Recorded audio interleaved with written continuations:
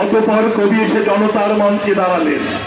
তখন পলকে দারুণ ঝলকে তরিতে উঠিল জল, হৃদয়ে লাগিল দোলা, জল সমুদ্রে জাগিল জোয়ার, সকল দুয়ার খোলা, কে লোটে তাহার বজ্র কণ্ঠবাণী। গণসূর্যের মঞ্চ কাঁপিয়ে কবি শোনালেন তার অমর কবিতা খানি। এবারের সংগ্রাম আমাদের মুক্তির সংগ্রাম, এবারের সংগ্রাম স্বাধীনতার সংগ্রাম।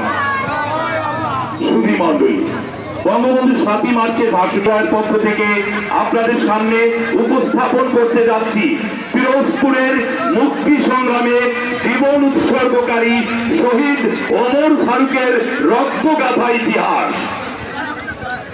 শহীদ ওমর ফারুক ছিলেন তৎকালীন পিরোজপুর মহকুমা ছাত্রলীগের প্রতিষ্ঠাতা সভাপতি, সরকারি সোহরাওয়ার্দী কলেজের ভিপি এবং ছাত্র সংগ্রাম পরিষদের আহ্বায়ক।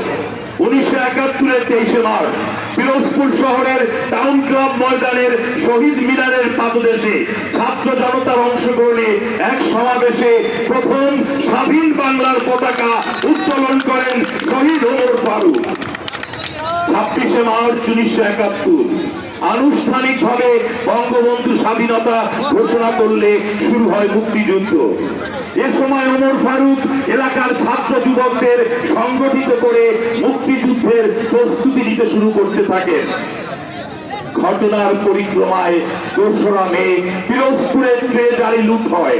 ট্রেজারি থেকে অস্ত্র নেওয়ার দায়ে ওমর ফারুক সহ তার সহযোগীদের নামে রাষ্ট্রদ্রোহ মামলা হয়। এ মামলায় তার বিরুদ্ধে হুলিয়া জারি হয়। পিরোজপুরে প্রকাশ্যে চলার পর বন্ধ হয়ে যায় শহীদ ওমর ফারুকের। ওমর ফারুক লুকিয়ে আসে মায়ের কাছে। মায়ের কাছ থেকে বিদায় নিতে চলে আসে ওমর ফারুক। মায়ের কাছ থেকে বিদায় নিয়ে ওমর ফারুক নেমে পড়ে দেশ মাতৃকার মুক্তির সংগ্রামে। ৩রা মে 1971 বরিশাল থেকে পাকিস্তানি বাহিনী এসে পৌঁছে ভুলারহাট বন্দরে। শহরে প্রবেশের মুখে তা জ্বালিয়ে পুড়িয়ে দেয় আশপাশের ঘরবাড়ি, দখল করে নেয় পিরোজপুর। স্থানীয় রাজাকার আলবদরদের সহায়তায় পরিকল্পনা